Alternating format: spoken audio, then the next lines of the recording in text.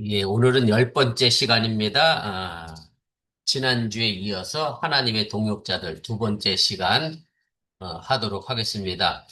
지난 시간에 고린도전서 3장 5절 말씀에서부터 9절까지 말씀을 했고요.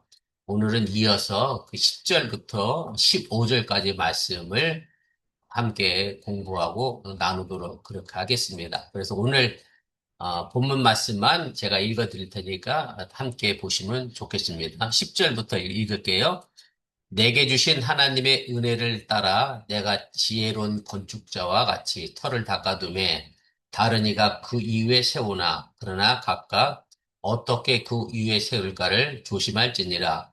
이 닦아둔 것 외에 등이 다른 터를 닦아줄 자가 없으니 이 터는 곧 예수 그리스도라. 만일 누구든지 금이나 음이나 보석이나 나무나 풀이나 집으로 이 터 위에 세우면 각 사람의 공적이 나타날 터인데 그날이 공적을 밝히리니 이는 불로 나타내고 그 불이 각 사람의 공적이 어떠한 것을 시험할 것임이라. 만일 누구든지 그 위에 세운 공적이 그대로 있으면 상을 받고 누구든지 그 공적이 불타면 해를 받으리니 그러나 자신은 구원을 받되 불 가운데서 받은 것 같으리라. 아멘. 우리가 지난 시간에 하나님의 동역자들 해서 5절 말씀부터 9절까지 사도 바울이 농사의 예를 가지고 하나님의 사역자들은 경쟁의 관계가 아니라 함께 동역하는, 함께 일하는 그런 관계다. 그래서 바울이 고린도 교회에 복음의 씨를 뿌렸다라고 하면 아볼로는 고린도 교회에 와서 그 뿌려진 씨 위에 물을 줘서 결국 생명을 주신 하나님이 성장케 하셨다, 자라게 하셨다. 그래서 바울이나 아볼로나 어, 농사 짓는 데 있어서 주인공이 아니라 그냥 하나님의 일을 맡아서 하는 사람일 뿐 실제 주인공은 생명 주신 하나님이다. 그 씨앗에 생명을 주신 하나님이 실제 주인공이다. 라고 하는 말씀을 이제 드렸습니다. 그래서 농사에 의해서는 바울이나 아볼로나 뭐 씨를 심는 행위나 물을 주는 행위나 별반 다른 것에 차이가 없다라고 그렇게 얘기를 했는데 오늘 이 10절 말씀에서부터 15절까지 나와 있는 이 건축의 예에는 이제 사도 바울이 조금 자신의 뭐랄까요? 우위를 좀 드러내고자 하는 그런 마음이 살짝 엿보이는 것을 이제 우리가 알게 됩니다. 자, 오늘 건축의 예에 관련된 짜임새를 좀 먼저 이제 살펴보겠습니다. 결국 복음을 증거하고 이제 가르친 복음 전했던 사람들은 그 역할이 마지막 때에 어떻게 될 것인가 이제 나타나게 된다라고 하는 그런 얘기입니다. 지금은 알 수가 없지만 마지막 때 오늘 본문 말씀이 표현되게 되면 그날이라고 되어 있는데 이제 그날은 바로 마지막 심판의 날을 의미하는 것이고요. 그 마지막 심판한 날에 하나님께서 이제 불로 심판해서 정말로 이 사람이 하나님의 사역자로서 일을 제대로 한 사람인지 아닌지를 그때 가서 판가름 나지 지금 우리가 알 수 없다라고 하는 것도 여러분들이 잠재적으로 좀 기억해 두시면 좋겠습니다. 그래서 제가 아까 농사에 의해서는 이제 바울이나 아볼로나 같이 수고했다라고 하는 이야기를 했는데 그런데 건축에 의해서는 사도 바울이 아볼로보다는 조금 더 자기가 위에 있다라고 하는 표현을 이제 이렇게 암시를 합니다. 자신이 고린도 교회에 터를 닦았다, 기초를 놓았다라고 하는 얘기를 합니다.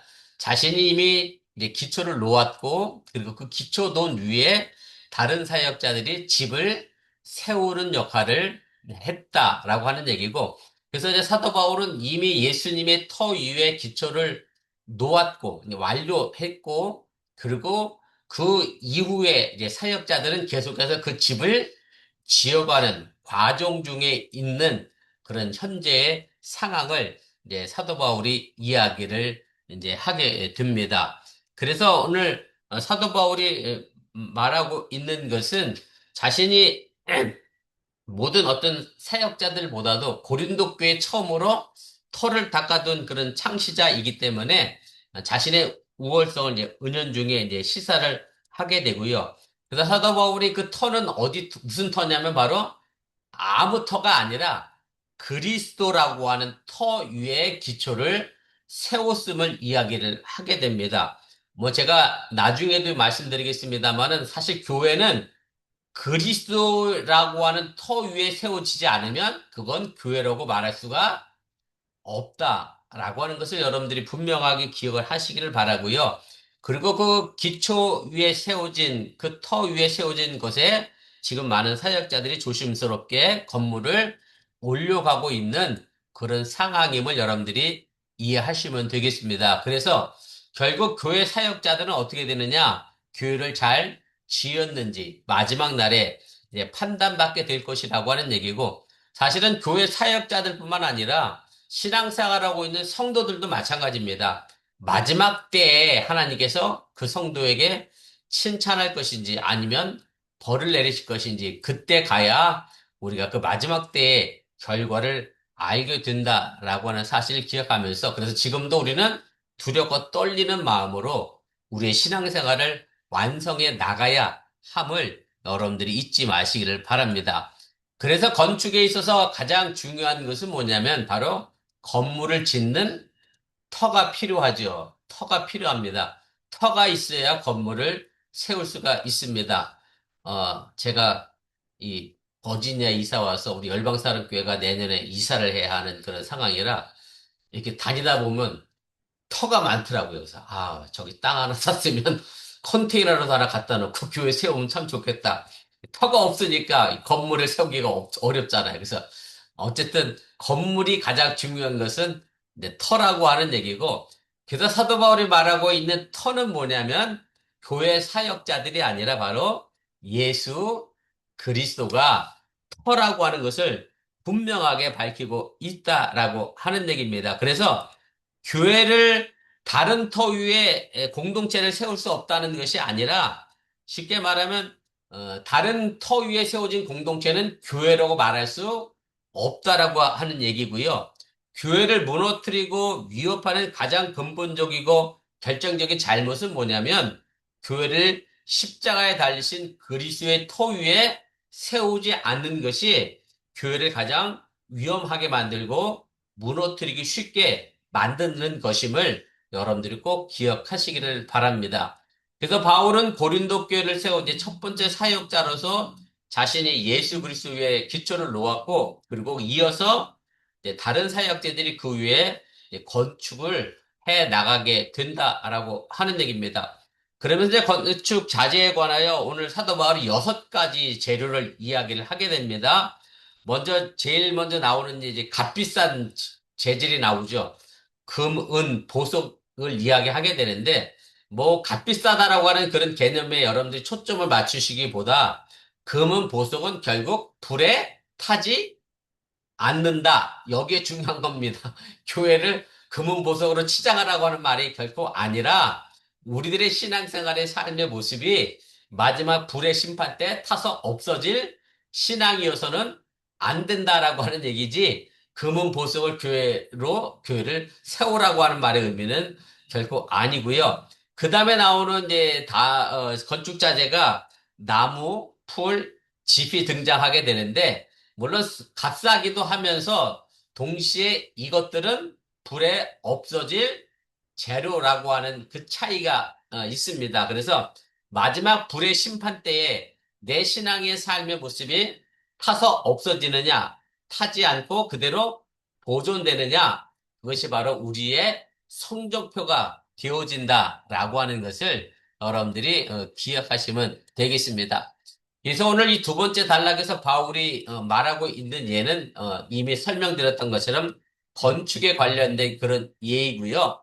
바울이 말하는 터는 무엇이냐? 바로 예수 그리스도가 교회의 터를 세우는 기초가 되어져야 한다라고 하는 얘기고, 다른 터 위에 세워진 공동체는 결단코 교회의 일수가 없다는 사실을 여러분들이 분명하게 기억을 하시기를 바랍니다. 제가 오늘 여기서 하나 더 말씀을 드리냐면, 우리가 흔히 우리 주위에 이단이 있습니다. 이단이 있고 또 하나 뭐가 있느냐면 사이비 종교가 있습니다. 그래서 사실은 이단과 사이비도 우리가 좀 구별할 필요가 있는데요.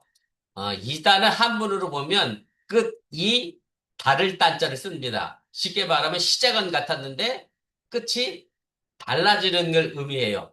예수 그리스도로 시작은 했는데 그 끝은 다른 결과를 만들어내는 것이 이단입니다. 그럼 사이비는 뭐냐면 아예 예수조차 존재하지 않는 게 사이비입니다. 그래서 그 이단과 사이비를 여러분들이 잘 구별하시면 좋겠고요. 그래서 지금도 우리 주위에 너무나 많은 이단이 있고 더 나가면 너무나 많은 사이비도 존재합니다. 그래서 여러분들이 이 이단과 사이비의 홍수 속에서 정말로 복음의 진리를 전하고 가르치는 열방사랑교회의 건축을 잘 세워나가고 있는 아름다운 성도가 되신 걸 또 축복을 드리면서 여러분들이 그 신앙의 터전이 흔들리지 않도록 잘 세워가시길 바라고 혹 주위에 이단에 계신 분이나 혹은 사입에 계신 분들이 있으면 사실은 그분들 말로 설득해서 돌아올 수 있는 사람은 아니지만 그럼에도 불구하고 그들을 위해서 기도해서 바른 길로 돌아올 수 있도록 그렇게 여러분들이 애써주시고 또 전할 수 있기를 주님의 이름으로 부탁을 드립니다. 그래서 교회를 무너뜨리고 위협하는 근본적이고 결정적인 잘못은 뭐냐면 바로 교회를 십자가에 달리신 예수 그리스도 터 위에 세우지 않는 것이다 라고 하는 얘기고요. 제가 어저께 어느 목사님을 만나서 점심 먹으면서 이런저런 얘기를 하더니 어느 그 교회 목사님이 자기네 교회가 세계 100대 교회에 들어갔다고 막 본인한테 자랑을 하셨대요. 그래서 그분이 그랬대. 무슨 기준으로 그 교회가 세계 100대 교회가 됐냐? 그렇게 따지면 전부 뭘 따지겠어요? 교인? 숫자가 많고 적은 거 갖고 따지잖아요. 그래서 그분이 그 자신이 세계교회 100대 교회 들어갔다고 하는 그분한테 그랬대. 그 니네 교회에 예수님을 닮은 사람이 과연 몇 명쯤 되느냐? 이렇게 물었대. 그러면서 우리 교회는 내가 봐도 최소 6명은 예수님 닮은 성도가 있다. 그거 가지고 세계적인 교회가 되느냐 안 되느냐를 따져야지 숫자를 가지고 보지 말아라. 그래서 바라기는 제가 보기엔 우리 교회는 30여 명이 예수님 닮은 성도분들이 계십니다. 여러분들 그런 것에 구애받지 마시고 정말로 내가 십자가 터 위에 세워진 바른 교회에서 정말로 예수님을 닮아가려고 애쓰고 수고하고 노력하는 그 신앙의 모습이 하나님이 기뻐하시고 좋은 모습이지. 그런데 그분이 그러더라고요. 세계 100대 교회에 들어간 그 교회는 예수님도 들어갈 틈이 없을 거래. 그래도 저한테 그런 얘기를 하셨는데, 암튼, 여러분들 그런 것에 마음 쓰시고 또 실망하거나 절망하지 마시고 정말로 내게 주어진 신앙의 삶의 경주에 오늘도 최선을 다할 수 있기를 주님의 이름으로 부탁을 드립니다. 사도행전 4장 12절에 누가가 이런 얘기를 하지요. 다른 이로서는 구원을 받을 수 없나니 천하 사람 중에 구원받을 만한 이름을 다른 우리에게 주신 일이 없다. 그래서 예수 그리스도만이 우리의 생명이며 구원이 되신다라고 하는 사실을 여러분들이 꼭 기억하시기를 바랍니다. 이제 바울이 상징적으로 제시한 건축 재료들 제가 이미 앞서서 말씀을 드렸고 설명을 드렸고요. 여러분들이 나무나 풀이나 집이 되지 마시고 금이나 은이나 보석으로 정말로 불에 타서 없어지지 않냐 귀한 건축의 교회를 세워 나갈 수 있기를 주님의 이름으로 간절히 부탁을 드립니다. 그래서 건물이 바르게 세워졌는가를 확인한 길은 두 가지입니다. 첫째는 기초가 바르게 서 있느냐. 기초가 기울어 있으면 그 집은 오래 못 버티고 무너지게 되어 있습니다. 정말로 내 신앙의 기초가 예수 그리스도 위에 있느냐, 단단하게 놓여져 있느냐를 여러분들이 잘 살펴보시기를 바라고, 그리고 나는 예수님의 터 위에 지금 내가 어떤 자재를 가지고 내 신앙의 건축물을 세워가고 있는가를 여러분들이 살펴보시면 나는 정말 신앙생활을 잘 하고 있느냐, 못 하고 있느냐, 그렇게 판단하고 결정할 수 있게 된다라고 하는 이제 그런 얘기입니다. 그러면서 오늘 13절, 14절에 이제 사도 바울이 마지막 때를 언급하는데 바로 그날입니다. 그날이 되면 이렇게 되어 있는데 오늘 이 그날은 마지막 날 예수님 재림의 날을 의미하는 거고요. 그래서 사실은 지금 우리는 잘 모릅니다. 저도 잘 모르고 마지막 때에 예수님으로부터 잘했다, 착하고 충성된 종이라 칭찬 듣는 그런 신앙생활을 위하여 오늘도 믿음의 경주를 하시면서 정말로 두렵고 떨리는 마음으로 그렇게 여러분들이 신앙을 잘 이어가시고 또 교회의 건축을 세워나가고 여러분들이 신앙의 터전을 만들어가며 세워나갈 수 있기를 주님의 이름으로 부탁을 드립니다. 제가 마지막으로 총 정리를 좀 세 가지로 해봤습니다. 그래서 복음을 전한다고 해서 누구도 하나님 앞에서 내가 뭐 쉽게 말하면 자랑할 것이 없다라고 하는 것을 이제 분명하게 여러분들이 기억하시기를 바라고 하나님 앞에서 사람을 자랑하게 되면 결국 하나님의 영광을 빼앗아가는 그런 인간 우상화가 되어진다라고 하는 사실을 여러분들이 꼭 기억을 하시기를 바랍니다. 그래서 어, 우리가 이 부분을 굉장히 좀 조심해야 될 그런 부분이고요. 이스라엘의 초대 왕이었던 사울 왕이 하나님 앞에 뭐 잘못한 게 여러 가지가 있지만 제가 특별히 잘못했다라고 생각하는 것 가운데 하나가 뭐냐면 사울이 하나님이 사울에게 아말렉을 진멸하라라고 하는 이제 명령을 내렸죠.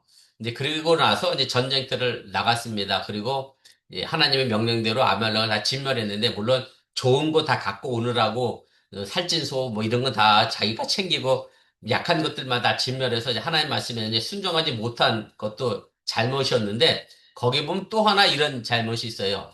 전쟁에서 이기고 나서 자신을 위하여 기념비를 세우고 길갈로 내려갔다라고 하는 그런 성경 구절이 하나 있습니다.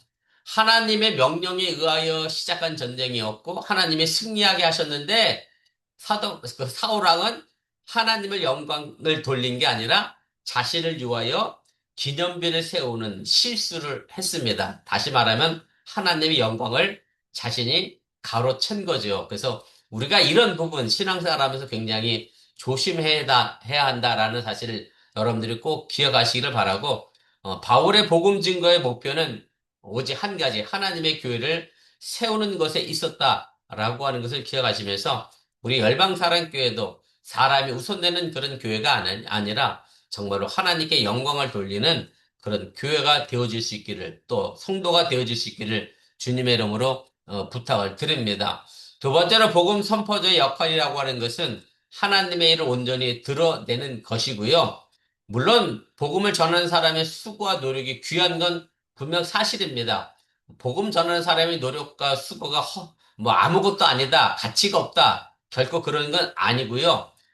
다만 우리는 수고할 뿐 그 수고의 결과가 가져오는 건 하나님의 능력이지 사람이 하는 일은 결코 아니기에 사람의 일을 드러내서는 안 된다라고 하는 것을 여러분들이 기억을 하시길 바랍니다. 신앙생활도 마찬가지고요. 성도도 마찬가지입니다. 꼭 교회 목회자에게만 적용되는 것이 아니라는 사실을 기억하시면 좋겠습니다. 그 다음에 바른 터전과 좋은 자재는 제가 이미 말씀드렸던 것처럼 건축에 있어서 가장 필수적인 것이고요. 신앙생활도 마찬가지입니다. 어떤 사람이 예수님의 말씀에 기초해서 그 말씀을 내일의 삶에 적용시키며 살아가면 마치 지혜로운 건축자와 같은 사람이 된다라고 하는 그런 얘기고요. 제가 정말로 제가 목회하면서 자주 해서 우리 아이들도 다 기억하는 말이 있는데 제가 그런 말을 자주 해요. 죄송한 표현일 수도 있는데 목사가 되기 전에 꼭 사람이 먼저 돼야 한다라는 말을 많이 합니다. 근데 사람 되기 전에 이제 목사가 되는 사람들이 간혹 있어서 참 시끄럽고 어지럽게 합니다. 근데 이걸 뒤집어서 또 다른 말로 표현하면 이래요. 성품이 좋은 사람이 신앙생활을 어떻게 보면 더 잘하십니다. 그런데 성품을 잘 다듬지 못한 곳에 신앙생활에 들어가면 쉽게 말하면 좀 죄송스럽지만 못된 성품답게 신앙생활하는 경우가 종종 생겨요. 그런 사실은 우리가 신앙생활하면서 그 못된 성품을 다듬어서 좋은 성품으로 만들어 가야 하는데 그걸 못합니다. 그러다 보니 이제 교회 안에 여러 가지 분쟁도 생기고 문제가 생기게 되는데 그래서 여러분들이 내가 좋은 성품 가졌다면 예수님의 말씀으로 더 좋은 성품으로 만들어 갈 수 있기를 바라고 혹 내가 모나고 삐죽한 성품이 있다라고 하면 또 예수님 말씀으로 다듬고 둥글둥글하게 만들어 가면서 정말로 지혜로운 건축자와 같이 신앙의 건축물들을 잘 세워나갈 수 있기를 주님의 이름으로 간절히 부탁을 드립니다. 그래서 우리 열방사랑교회 모든 성도들은 정말로 금이나 은이나 보석으로 지은 그런 신앙의 건축물이 되어져서 마지막 때에 없어지지 아니하는 귀한 신앙의 공적이 남을 수 있기를 주님의 이름으로 간절히 축원을 드립니다.